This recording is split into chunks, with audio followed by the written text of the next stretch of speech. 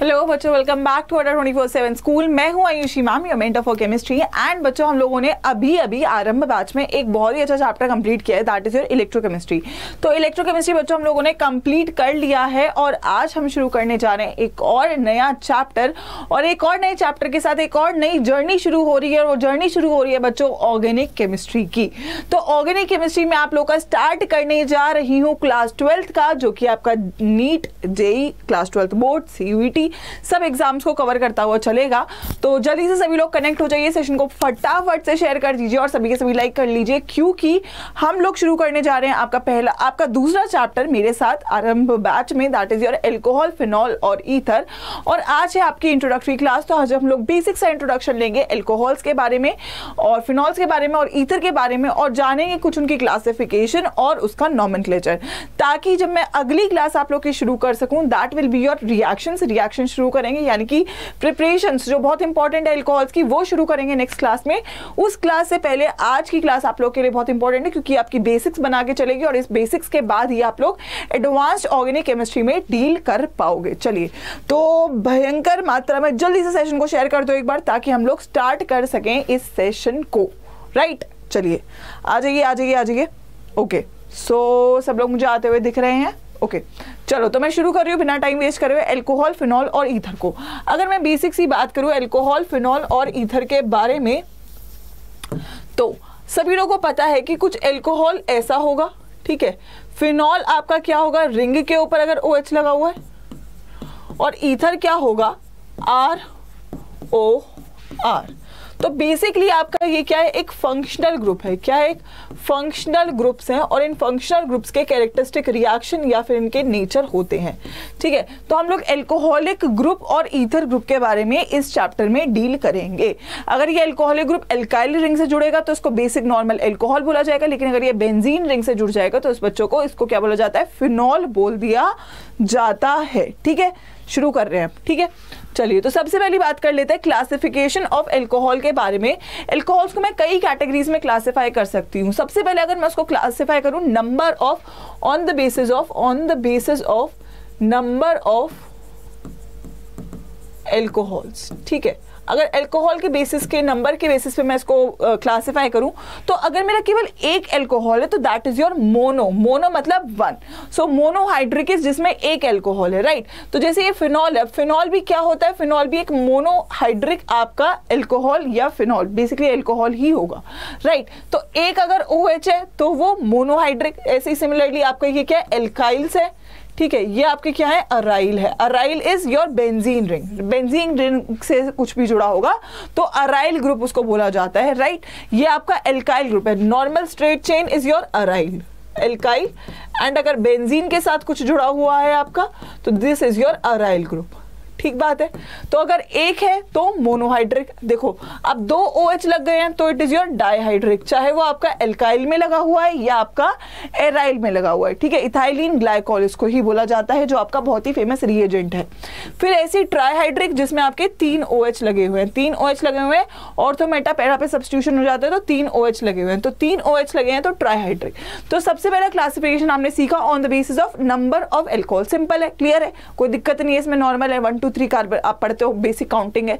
पहला है तो मोनोहाइड्रिक, 2 है तो डाइहाइड्रिक, 3 है तो ट्राइहाइड्रिक, ठीक है। ये हुई बेसिक सी बात। अब एक और क्लासिफिकेशन को एक स्टेप आगे लेके जाते हैं। अब हम लेके चलते हैं on the nature of your carbon, ठीक है। कार्बन के नेचर के ऊपर अगर मैं बात करूं, ओके, तो कार्बन के नेचर के ऊपर अगर मैं बात करूं तो सबसे पहले आपकी क्लासिफिकेशन यहां पे आती है।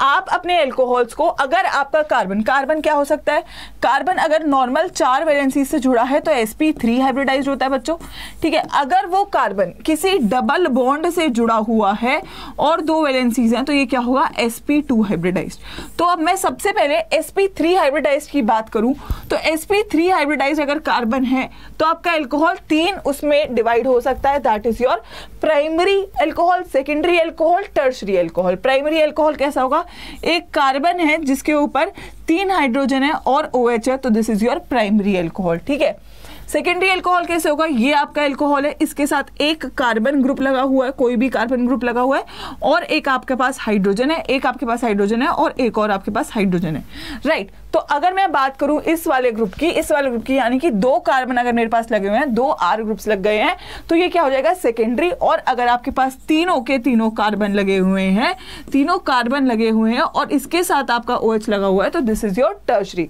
तो अब ये कार्बन क्या है, कार्बन बेसिकली यहाँ पे आपका क्या दिख रहा है, ये कार्बन आपका है एक आपका, अगर मैं इसको और भी अच्छे से लिख दूं, ठीक है, एक और बार अच्छे से इसको लिख दिया जाए, ठीक है, देखो प्राइमरी में क्या होगा, कार्बन, एक कार्बन से जुड़ा है OH, ठीक है, एक कार्बन को मैं R ग्रुप लिख रही हूं, ठीक है, R ग्रुप से जुड़ा हुआ है तो OH, ठीक है। अगर ये आपका 2 R ग्रुप से जुड़ा हुआ है तो ये क्या हो जाएगा आपका सेकेंडरी, और अगर ये कार्बन आपका 3 कार्बन से जुड़ा हुआ है तो ये आपका क्या हो जाएगा, टर्शरी। ठीक है बात। अब ये कार्बन यहाँ पे क्या है, यहाँ पे भी ये sp3 हाइब्रिडाइज्ड है क्योंकि इसके पास रिजल्टेंट 2 हाइड्रोजन है, यहाँ पे इसके पास 1 हाइड्रोजन है तो ये भी sp3 हाइब्रिडाइज्ड है, और इसके पास कोई भी हाइड्रोजन नहीं है लेकिन फिर भी ये sp3 हाइब्रिडाइज्ड है क्योंकि इसने 4 बॉन्ड आपके बना रखे हैं। तो अगर sp3 हाइब्रिडाइज्ड कार्बन के बेसिस पे मुझे अल्कोहल को क्लासीफाई करना हो तो कैसे हो सकता है, प्राइमरी, सेकेंडरी, टर्शरी। प्राइमरी में 1 एल्काइल ग्रुप है, सेकेंडरी में 2 है, टर्शरी में 3 है। ठीक है, चलो आप मुझे बताओ कि अगर मैं इस कार्बन की, इस एल्कोहल की बात कर रही हूं तो ये आपका प्राइमरी होगा, सेकेंडरी होगा या टर्शरी होगा, जल्दी बताओ। ये प्राइमरी होगा, सेकेंडरी होगा या टर्शरी होगा, बोलो बोलो। नंबर ऑफ कार्बन देखो, 1 कार्बन है तो प्राइमरी, 2 है तो सेकेंडरी, 3 है तो टर्शरी, 3 कार्बन ग्रुप जुड़े हुए हैं तो टर्शरी। बताओ क्या होगा, बोलिए। या सो आप देख सकते हो यहाँ पे, देखो आपको क्लियरली यहाँ पे दिख रहा है कि 2 कार्बन जुड़े हुए हैं तो ये क्या हो जाएगा, ये आपका क्या हो जाएगा, 2 कार्बन जुड़े हैं तो क्या हो जाएगा, एक सेकेंडरी एल्कोहल आपका ये निकल कर आ जाएगा। ठीक है, तो बस आपको नंबर ऑफ कार्बन देखना है, उसके बेसिस पे आप प्राइमरी, सेकेंडरी, टर्शरी में क्लासिफाई कर सकते हो for sp3 carbon, for your sp3 carbon.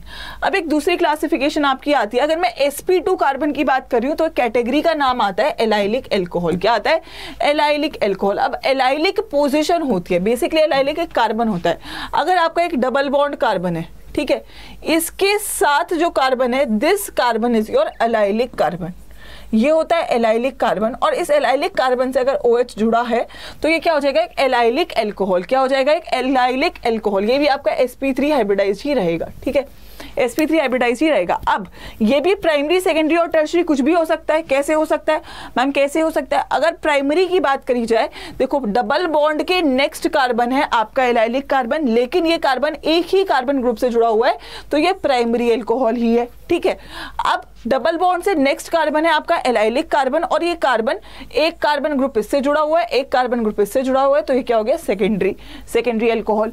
अगर मैं इसकी बात करूं, ये डबल बॉन्ड है और इसके पास वाला कार्बन है तो ये एलाइलिक कार्बन है, एलाइलिक है, और इसके साथ ही 3C ग्रुप से जुड़ा हुआ है तो ये टर्शरी है। तो ये क्या है, टर्शरी एलाइलिक एल्कोहल। टर्शरी भी है और एलाइलिक भी है और एल्कोहल भी है।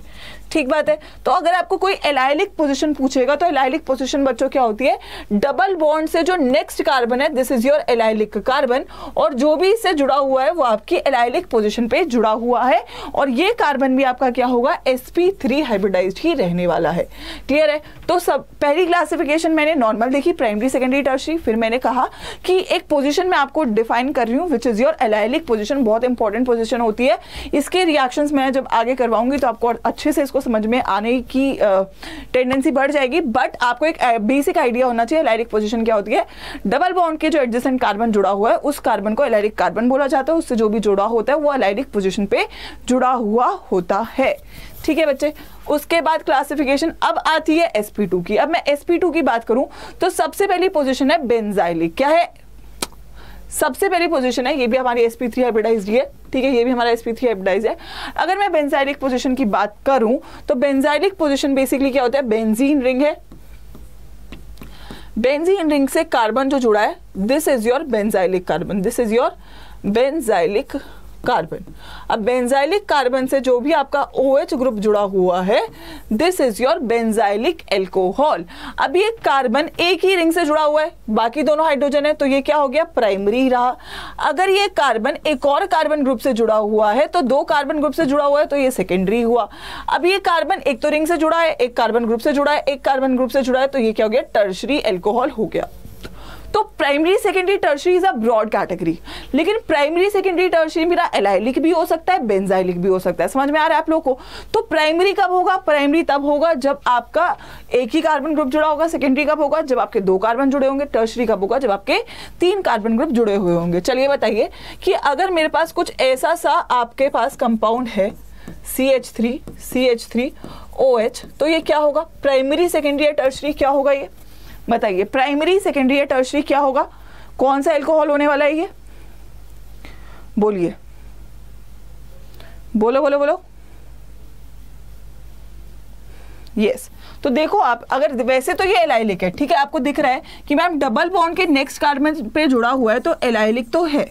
अब एलाइलिक है, उसके बाद प्राइमरी सेकेंडरी टर्शरी कैसे देखोगे मैम, एक कार्बन ग्रुप, दो कार्बन ग्रुप, तीन कार्बन ग्रुप, तीन कार्बन ग्रुप जुड़े हैं, तो मैम क्या हो जाएगा, ये टर्शरी हो जाएगा। तो सभी लोग को समझ में आया होगा, एक तो ये पोजीशन डिफरेंट पोजीशन है, एक पोजीशन है ये, और प्राइमरी सेकेंडरी और टर्शरी इसकी फर्दर क्लासिफिकेशन हो जाती है। तो आपको बस नंबर ऑफ कार्बन देखना और पोजीशन को आइडेंटिफाई करना आना चाहिए। मैंने आपको दो पोजीशन बताई, एलाइलिक और बेंजाइलिक। एलाइलिक है डबल बॉन्ड के साइड वाला कार्बन, बेंजाइलिक है बेंजीन से जो कार्बन जुड़ा है वो वाला कार्बन आपका बेंजाइलिक कार्बन हो जाता है। ठीक है बात बच्चे। उसके बाद अब आ जाती है फाइनली sp2 हाइब्रिडाइज्ड कार्बन की बारी, यानी कि विनाइलिक कार्बन। ठीक है, विनाइलिक कार्बन क्या होता है, डबल बॉन्ड जो कार्बन है, this is your vinylic carbon, this is your vinylic carbon. अगर इस डबल बॉन्ड से डायरेक्टली आपका OH जुड़ा हुआ है, तो ये क्या हो जाएगा, विनाइलिक एल्कोहल हो जाएगा। ठीक है, अब ये विनाइलिक एल्कोहल है। अगर विनाइलिक फिनॉल की बात करनी हो, तो फिनॉल में भी डबल बॉन्ड होता है। अगर डायरेक्टली इससे आपका OH जुड़ गया है, तो ये क्या है, विनाइलिक एल्कोहल। क्या है, विनाइलिक। तो क्योंकि ये कार्बन क्या है, ये आपका sp2, तो कभी भी अगर sp2 हाइब्रिडाइज्ड कार्बन से डायरेक्टली आपका एल्कोहल जुड़ा है, तो वो कौन सी पोजीशन पे जुड़ा हुआ है, विनाइलिक। अब यहाँ पे प्राइमरी सेकेंडरी टर्शरी का कंसेप्ट नहीं लगेगा, केवल यहाँ पे ये पोजीशन डिफाइन आप लोग को होनी चाहिए कि विनाइलिक पोजीशन क्या होती है, डबल बॉन्ड से जो कार्बन जुड़ा, डबल बॉन्ड वाला जो कार्बन है वो विनाइलिक कार्बन होता है, राइट। या मैं बोलूं सिंपल शब्दों में, जो sp2 हाइब्रिडाइज्ड कार्बन होता है वो बच्चों आप लोग का विनाइलिक कार्बन हो जाता है। क्लियर है? तो यहां तक हमने बातें समझी। एक आपने एलाइलिक पोजीशन समझी, this is your allylic position. आपने बेंजाइलिक पोजीशन समझी, बेंजाइलिक पोजीशन क्या होती है, this is your benzylic position. और आपने विनाइलिक पोजीशन समझी, this is your vinylic position. This is your allylic, this is your benzylic and this is your vinylic. तो ये तीन पोजीशन आप लोगों ने यहां तक समझ ली है। सभी लोगों को आई होप क्लियर हो गई होंगी, तीनों की तीनों कैटेगरी, तीनों की तीनों क्लासिफिकेशन। क्लियर है बच्चे? ठीक है, तो ये मेन क्लासिफिकेशन मेरी थी एल्कोहल्स और फिनॉल्स के लिए। अब मैं बात कर लेती हूँ आपकी लास्ट बात अगर मैं करूँ, तो आपकी आ जाती है मेरी कहानी ईथर की। ईथर मेरे सिंपल होते हैं, ईथर में ज्यादा कहानी होती नहीं है। तो ईथर दो कैटेगरी में होंगे, या तो सिमेट्रिकल होंगे, अगर मेरे ईथर के आसपास जो दोनों बेसिकली दोनों ग्रुप्स हैं दोनों सेम है तो वो सिमेट्रिकल होंगे। और अगर दोनों ग्रुप मेरे कोई और ग्रुप है, यहाँ पे अलग ग्रुप है, यहाँ पे अलग ग्रुप है, अगर ये दोनों ग्रुप अलग है, यानी कि मैं कैटेगरी बोलूं ROR है, तो ये सिमेट्रिकल है। ठीक है, अगर मेरा ROR' है बच्चों, तो ये क्या हो जाएगा, मेरा अनसिमेट्रिकल। क्लियर है बच्चे? सो आई होप क्लियर है, राइट है ना? समझ में आ रहा है सभी को यहां तक? यस, ओके, ठीक है, तो ठीक बात है, राइट। सो अगर वो दोनों ग्रुप अलग है तो अनसिमेट्रिकल, सेम है तो सिमेट्रिकल। जैसे कि एग्जांपल है डाइथाइल ईथर, C2H5 क्या है, सिमेट्रिकल है, लेकिन C2H5CH3 क्या है, अनसिमेट्रिकल है। तो अगर दोनों R ग्रुप सेम है तो सिमेट्रिकल ईथर, दोनों अलग हैं तो अनसिमेट्रिकल ईथर। क्लियर है? ये हमारी ईथर की कहानी हुई। ठीक है, अब बढ़ते हैं आगे। अब नॉमेनक्लेचर ऑफ एल्कोहल शुरू कर रहे हैं। बेसिक सी बातें हैं कुछ, जरा उनको ध्यान फरमा के आप सुनना ताकि आप लोगों को क्लियरली समझ में आ जाए। आयुपेक रूल के हिसाब से अल्कोहल को आप क्या करोगे, एल्केन का ई हटा के उसके आगे OL लगा दोगे, जो आपने क्लास 10th में भी पढ़ा होगा कि आपके पास कोई भी एल्केन है, मीथेन है तो मीथेनॉल है, प्रोपेन है तो प्रोपेनॉल है, ई हटा के OL लगा देना है नाम में, राइट। ई हटा के आप लोग सफिक्स OL लगा दोगे, ठीक बात है। उसके बाद अगर मैं बात करूं, उसके बाद हम लोग नंबरिंग करते हैं, ऑब्वियसली बात है, पोजीशनिंग हमें डिफाइन करनी होती है तो 1 2 3 4 5 करेंगे। लॉन्गेस्ट चेन को मैं प्रायोरिटी देती हूं, ठीक है, ठीक है। तो the position of substance are indicated by numerical, the longest carbon chain is numbered starting from the end. अगर मेरे पास केवल और केवल कार्बन है, राइट, कोई फंक्शनल ग्रुप नहीं है, तो मैं नेमिंग नंबरिंग जब करूंगी तो मैं नंबरिंग वहां से शुरू करूंगी जहां पे मेरा OH ग्रुप लगा हुआ होगा, राइट, ठीक है। अगर लेफ्ट हैंड कॉर्नर पे मेरा OH पहले आ रहा है तो मैं वहां से, अभी मैं एग्जांपल बता दूंगी तो वहां से नंबरिंग में शुरू करूंगी, ठीक है। The position of OH and other substituent are indicated by number, obviously number के साथ मैं बताती हूँ, प्रोपेन 2 ऑल, प्रोपेन 3 ऑल, ठीक है, उसको भी मैं आपको एग्जाम्पल बता रही हूँ, ठीक है। उसके बाद अगर पॉलीहेड्रिक है, यानी कि 2 OH ग्रुप है, तो मैं क्या बोलूंगी 1 2 डाइऑल, ठीक है। 3 है तो 1 2 3 ट्राइऑल, ठीक है। तो डाई ट्राई आपका सफिक्स लग जाता है OL के आगे, ठीक है बात। फॉर एग्जाम्पल, अब एक एग्जाम्पल देखो, जैसे कि अगर आपका ये ग्रुप है तो अब आपको नंबरिंग कहां से करनी है, इधर से या इधर से, बोलो, इधर से या इधर से, हाँ, तो कहां से करनी है नंबरिंग, देखो मैंने बोला जहां पे OH पहले आएगा तो 1 2 3 एंड 4, सो 2 पे आपका लगा है तो क्या होगा, 4 कार्बन ब्यूटेन, N का E हटा के 2 पोजीशन पे 2 ऑल, राइट। तो केवल और केवल आपको इस तरीके से यहाँ पे नंबरिंग करनी है। अच्छा, अगर ये कुछ ऐसा होता OH तो नंबरिंग करोगे 1 2 3 4, तो ये क्या हो जाएगा आपका, ये ब्यूटेन ही है, ब्यूटेन 2 3 2 है तो डाई ऑल, ठीक है। तो इस तरीके से आप लोग अपनी नेमिंग कर सकते हो। क्लियर है बच्चों, अल्कोहल के बारे में क्लियर है सारी बातें, बोलिए।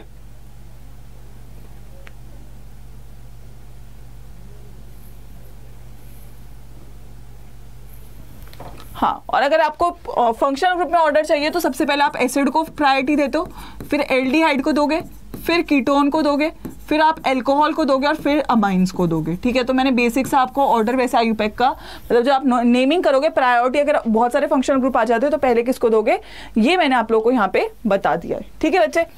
अब इसके बाद ये टेबल है जिसको आप एक बार याद कर सकते हो, करना चाहो तो, ठीक है, क्योंकि कॉमन नेमिंग आपको कुछ कुछ आनी चाहिए, जैसे वैसे आप लोग इसको कर लेना। आपको कोई दिक्कत हो तो ज़रूर मुझे कमेंट बॉक्स में, हाँ, वैसे तो नॉर्मल है, नॉर्मल आप नेमिंग की प्रैक्टिस कर सकते हो। ये आपके कॉमन नेम्स होते हैं और ये आपके आयुपेक नेम है। जैसे कि मैंने इसकी नेमिंग करनी है तो 1 2 3, ठीक है, तो 1 2 3 है तो 2 पे मिथाइल है, 2 मिथाइल प्रोपेनॉल, क्या है 2 मिथाइल प्रोपेन 1 ऑल। जैसे यहाँ पे नंबरिंग करनी है 1 2 3, तो 2 मिथाइल, 2 पे मिथाइल है, 2 methyl propane 2 all, 2 methyl propane 2 all. तो आप लोग ऐसे आयुपेक नेम की यहाँ से प्रैक्टिस इन कंपाउंड्स के लिए कर सकते हो, ठीक है। इस टेबल को आप स्क्रीनशॉट ले लेना। बाकी आप लोग को ये PDF मैं तो सजेस्ट करूंगी आप लोग अपने नोट्स बनाते चलो साथ के साथ, और वरना अगर आपको PDF भी चाहिए तो आप लोग अड्डा 24/7 के ऐप पे जा सकते हो और वहाँ पे आपको ये PDF मिल जाएगी फ्री ऑफ कॉस्ट, जिसको आप डाउनलोड करके यहाँ से आप नोट्स बना सकते हो अपने। क्लियर है। अब नॉमेनक्लेचर ऑफ फिनॉल्स की अगर बात करी जाए तो फिनॉल्स के केस में नॉमेनक्लेचर में कुछ नहीं होता, बस नॉर्मल सी बात होती है ये कि ऑब्वियसली बात है फिनॉल बेंजीन से बनता है, बेंजीन के ऊपर OH लग के, तो simplest hydroxyl derivative of benzene is phenol, ये कॉमन नेम होता है। ये मतलब अगर बेंजीन के ऊपर OH लगा है तो उसको फिनॉल बोला जाता है, इसका कॉमन नेम है। और कॉमन नेम के साथ साथ ये इसका आयुपेक नेम भी होता है। क्या होता है? आयुपेक नेम भी होता है। तो आपको अगर फिनॉल्स में करना है तो इसमें सब्सटीट्यूशन ही होता है, राइट। यानी कि अगर मैं बेंजीन की बात करूं तो ये आपका बेंजीन है, एक सेकेंड, अगर मैं बात करूं ये आपका बेंजीन है, ठीक है, और ये आपका फिनॉल है, ठीक है, this is your phenol. Benzene के ऊपर OH लग गया, फिनॉल। अब ये ना सब्स्टिट्यूट हो जाता है। फॉर एग्जांपल ये आपका ऐसा हो गया, ठीक है, 1 2 पोजीशन पे लग गया, या फिर आपका 1 3 पोजीशन पे लग गया, ठीक है, या फिर आपका 1 4 पोजीशन पे लग जाएगा। 1 4 कैसे कह रही हूँ? 1 2, 3 और ये 4th पोजीशन, ठीक है।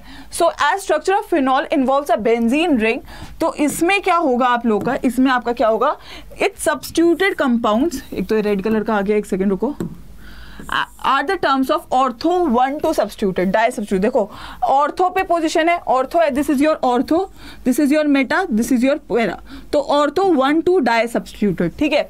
अगर पैरा पे है, this is your ortho meta para, तो ये पैरा पे है तो पैरा 1, 4 डाई सब्स्टिट्यूटेड, 2 है तो डाई कहाँ पे है, 1, 4 पोजीशन पे 1, 4 डाई सब्स्टिट्यूटेड। तो अगर आपको फिनॉल्स का नॉमेनक्लेचर करना है तो वहाँ पे आपको सब्स्टिट्यूशन यूज करना पड़ता है, क्वेश्चंस करवा दूंगी, तो फिर हम लोग इसको और बेटर तरीके से समझ पाएंगे। क्लियर है बच्चे? ओके, तो ठीक बात है। उसके बाद अगर बात करूं अगली, तो जैसे मैंने आपको एग्जांपल दिए, कुछ कुछ है ये इंपॉर्टेंट है, ठीक है, इनको इनका स्ट्रक्चर आपको कॉमन नेम के साथ, एक सेकेंड, कॉमन नेम के साथ इनका स्ट्रक्चर आप लोग को याद होना चाहिए, ठीक है। जैसे कि ये तो फिनॉल है, सभी लोगों को पता है, ठीक है। अगर मैं ऑर्थोक्रेसॉल बोलूं तो ऑर्थोक्रेसॉल क्या होता है, टोलीन के साथ OH, तो 1 पोजीशन ये, तो 2 ये, तो 2 मिथाइल फिनॉल, ठीक है। ये क्या है, 3 मिथाइल फिनॉल, क्या है ये है 4 मिथाइल फिनॉल, तो ये orthocresol, मेटाक्रेसॉल, paracresol, ortho meta para, ठीक है, first second third ortho meta para, ठीक है बच्चे। तो आपको नाम के साथ ये पोजीशन आईयूपैक नेम की याद होनी चाहिए, ठीक है। ऐसे ही अगर दोनों OH लगे हुए हैं तो बहुत इंपॉर्टेंट कंपाउंड है, आपको पता नहीं होता, कभी कभी कैथेचॉल दे देता है, तो क्या होता है जब 1, 2 पे आपका क्या लगा होता है OH, तो बेंजीन 1, 2 डायोल, बेंजीन है 1, 2 पोजीशन पे वो OL लगा हुआ है, एल्कोहल लगा हुआ है, तो डायऑल, ठीक है। ये क्या है, रिसोर्सिनॉल, अगर 1, 3 पे लगा है तो बेंजीन 1, 3 डायोल, इसका नाम भी याद रखना रिसोर्सिनॉल। ये क्या होता है, हाइड्रोक्विनोन, ये क्या होता है, बेंजीन 1, 4 डायऑल, ठीक है। तो इनके आईयूपैक नेम के साथ आप लोगों को ये याद होना चाहिए, ठीक है बच्चों। ओके, आखिर है नॉमेनक्लेचर ऑफ ईथर्स। ईथर की अगर बात की जाए तो बेटा ईथर का कॉमन नेम बेसिकली कुछ नहीं होता, बस इसका ई हटा के मैं ईथर लगा देती हूँ, है ना। तो अगर मैं इसमें बात करी जाए तो बेसिकली आपका जो एल्काइल एराइल ग्रुप का नाम है उसको मैं ऐड कर देती हूँ उसके आगे बस ईथर। फॉर एग्जाम्पल जैसे ये CH3OC2H5, तो ये क्या है, इथाइल मिथाइल ईथर, क्या है, इथाइल मिथाइल ईथर। तो देखो जैसे कि ये क्या है आपका इथाइल और ये क्या है मिथाइल, तो बस आपको क्या करना है, आपको जो अल्फाबेटिकली पहले आएगा उसको रखना है। जैसे यहाँ पे ये ग्रुप आपका मिथाइल है और ये ग्रुप आपका क्या है, इथाइल है, तो ई पहले आता है, तो इथाइल मिथाइल ईथर, बस लास्ट में ईथर, ठीक है। अगर जैसे कि मैंने ये लगाया ये है, तो अब ये दोनों के दोनों ही मिथाइल है, तो क्या होगा, डाई मिथाइल ईथर, ठीक है। तो ऐसे हम लोग यहाँ पे आईयूपैक नेमिंग कर सकते हैं। अब मैं आपको कुछ क्वेश्चंस दे रही हूँ, ठीक है, जो आपको करने हैं और ये आपका होमवर्क होगा और आप लोग घर पे इसको कर सकते हो, ठीक है। अच्छा, वो मैं लास्ट में दूंगी, पहले एक हल्का सा बात और स्ट्रक्चर के बारे में थोड़ा समझ लो। एल्कोहल का स्ट्रक्चर अगर बात करी जाए, इन एल्कोहल जो ऑक्सीजन है OH ग्रुप के, OH ग्रुप पे जो आपका ऑक्सीजन जुड़ा हुआ है, दिस इज योर एल्कोहल, ठीक है। मैं सबसे पहले इस वाले स्ट्रक्चर की बात कर रही हूँ एल्कोहल की, ठीक है। तो अगर मैं एल्कोहल की बात करूँ तो in the alcohol the oxygen of OH group is directly attached to a carbon by sigma bond formed by the overlap of sp3 hybridized carbon with sp3। तो ये आपका जो बॉन्ड है ये इस कार्बन के sp3 ऑर्बिटल और इस ऑक्सीजन के ऑर्बिटल के बीच में आपका बॉन्ड बन रहा है, तभी आपके ये एल्कोहल की फॉर्मेशन हो पा रही है। The bond angle in alcohol is slightly less than tetrahedral angle. अब होना तो ये कार्बन है sp3 है तो टेट्राहेड्रल होना चाहिए था, लेकिन क्योंकि यहाँ पे आपका क्या होता है, बॉन्ड एंगल का डिक्रीज आता है। क्यों आता है, क्योंकि ये ऑक्सीजन के लोन पेयर का रिपल्शन होने की वजह से टेट्राहेड्रल एंगल से स्लाइटली कम एंगल आप लोग को यहाँ पे देखने को मिलता है। 109.28 आपका टेट्राहेड्रल का एंगल होता है। तो क्वेश्चन पूछ लिया जाता है ये एंगल कम क्यों होता है, तो आपको समझ में आना चाहिए it is due to the repulsion of the unshared pair of electrons. तो एल्कोहल का स्ट्रक्चर के बारे में समझ में आना चाहिए। sp3 ऑर्बिटल्स आपके कार्बन और ऑक्सीजन के बॉन्ड करके आपका ये बॉन्ड बनाएंगे। यहाँ पे आपका बॉन्ड एंगल टेट्राहेड्रल एंगल से थोड़ा सा कम होता है। रीजन क्या होता है कि आपकी जो ऑक्सीजन के ऊपर लोन पेयर्स है वो आपकी रिपल्शंस क्रिएट कर रहे होते हैं, ठीक है। तो ये बात हुई एल्कोहल की। अब मैं अगर मिथेनॉल की फिनॉल की बात करूं तो फिनॉल में sp2 कार्बन है, राइट। ये आपका कार्बन sp2 है, यहाँ पे क्या था sp3 है। तो sp2 कार्बन आपका अटैक मतलब किसके साथ बॉन्ड कर रहा है, कार्बन के साथ। So the carbon oxygen bond length in phenol is slightly less, ठीक है। कोई अगर आपको बॉन्ड लेंथ कंपेयर करवाए, ये वाला CO और ये वाला CO, तो ये आपकी लेस होती है। क्यों होती है बच्चों लेस? तो इसका रीजन भी याद रखना, लेस होती है ड्यू टू आपकी रेजोनेंस की वजह से। जब ये ऑक्सीजन के लोन पे रेजोनेंस में जाएंगे तो ये जो CO बॉन्ड है ये partial double bond O character रखता है। पार्शियल डबल बॉन्ड O मतलब पार्शियली डबल बॉन्ड यहाँ पे बन जाएगा, और डबल बॉन्ड ऑब्वियसली आपका शॉर्टर होता है देन योर सिंगल बॉन्ड। यहाँ पे सिंगल बॉन्ड है और यहाँ पे आपका पार्शियल डबल बॉन्ड हो रहा है। So this is due to your partial double bond character on account of the conjugation of unshared, मतलब वो आपकी रेजोनेंस हो रही है। सो ऑल्सो जब ये कार्बन है, ये आपका sp2 है, ठीक है, और ये आपका sp3 है, तो ऑब्वियस सी बात है यहाँ पे मेरी इलेक्ट्रोनेगेटिविटी बढ़ने की वजह से sp2 वाला जो कार्बन है ये भी आपकी बॉन्ड लेंथ को छोटा कर रहा होता है। तो दो रीजन पूछे जाते हैं फिनॉल की बॉन्ड लेंथ छोटी क्यों होती है। सबसे पहले resonance partial double bond character, दूसरा due to your sp2 hybridize character of your phenolic carbon. Clear है? तो ये दो बातें आपको यहाँ से याद रखनी है। उसके बाद लास्ट है आपकी ईथर की बात। तो ईथर की अगर मैं बात करूं तो ईथर में ज्यादा कहानी नहीं है। ईथर की अगर बात की जाए तो ईथर के पास 4 इलेक्ट्रॉन पेयर होते हैं, that is the 2 bond pair और 2 लोन पेयर। ठीक है, 2 तो बॉन्ड पेयर है, these are bond pair and these are 2 lone pair. ठीक है, 2 बॉन्ड पेयर 2 लोन पेयर होते हैं। ठीक है, टेट्राहेड्रल अरेंजमेंट होती है। The bond angle is slightly greater than tetrahedral angle due to the repulsion between the 2 bulky RR group. The CO bond length is almost the same as that of alcohol. तो यहाँ पे आपका जो angle है वो tetrahedral से थोड़ा बड़ा होता है। क्यों बड़ा होता है? क्योंकि ये जो दोनों कार्बन है ये आपस में एक दूसरे के पास हिंड्रेंस कर रहे होते हैं, आपस में एक दूसरे से टकरा रहे होते हैं। तो ये टकरावट या रिपल्शन कम करने के लिए एंगल ऐसा थोड़ा खुल जाता है, राइट। सो टेट्राहेड्रल से थोड़ा सा बड़ा, ये ऐसे होना चाहिए था, दिख रहा है आपको, ऐसा होना चाहिए, ऐसे होना चाहिए था, लेकिन ये थोड़ा बड़ा हो जाता है। ठीक है, ऐसा होना चाहिए था, थोड़ा बड़ा हो जाता है ताकि रिपल्शन ना हो सके। यहाँ पे थोड़ा कम है, ठीक है, यहाँ पे अप्रोक्सीमेटली सेम है 109 है, यहाँ पे बड़ा है। ठीक है, लिख देती हूँ मैं यहाँ पे लेस, एक सेकेंड, यहाँ पे लेस है, यहाँ पे ऑलमोस्ट सेम है टेट्राहेड्रल एंगल के, और यहाँ पे मोर है। यहाँ पे रीजन क्या है? ऑक्सीजन और H का रिपल्शन। ठीक है, रिपल्शन, यहाँ पे कोई रीजन नहीं है, यहाँ पे दोनों कार्बन ग्रुप्स का रिपल्शन, इसकी वजह से ये बड़ा होता है। ठीक है, तो यहाँ से आपके क्वेश्चंस आने के चांसेस होते हैं बोर्ड में भी और बाकी कॉम्पिटिटिव एग्जाम्स में भी। तो आपको रीजंस और स्ट्रक्चर यहाँ पे पता होने चाहिए। बॉन्ड लेंथ कंपेयर करवाया जाए तो इसकी और इसकी सेम है, ठीक है, और इसकी छोटी है, मतलब इसकी सबसे लेस होगी। रीजन मैंने आपको बता दिया, एक तो रेजोनेंस और एक sp2 हाइब्रिडाइज्ड कैरेक्टर, राइट। तो ये हमारे यहाँ तक बेसिक कैरेक्टरिस्टिक खत्म होती है। अब बच्चे अगली क्लास में हम लोग रिएक्शन स्टार्ट करेंगे, तो रिएक्शन से पहले आपको ये बेसिक बातें सब पता होनी बहुत जरूरी है।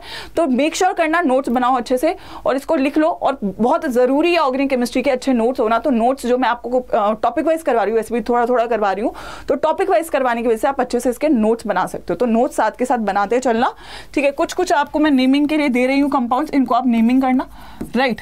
पहला कंपाउंड, दूसरा आप ले लो। अच्छा, अगर कोई भी साइक्लिक लग रहा है तो ये इसके आगे बस नंबर ऑफ कार्बन के आगे आप लोग साइक्लो लगा देना, राइट, साइक्लो लगा देना, ठीक है। अगर कुछ ऐसा है, ठीक है, 6 दे रही हूँ आप लोग को, ठीक है, और ठीक है, और लास्ट, ठीक है।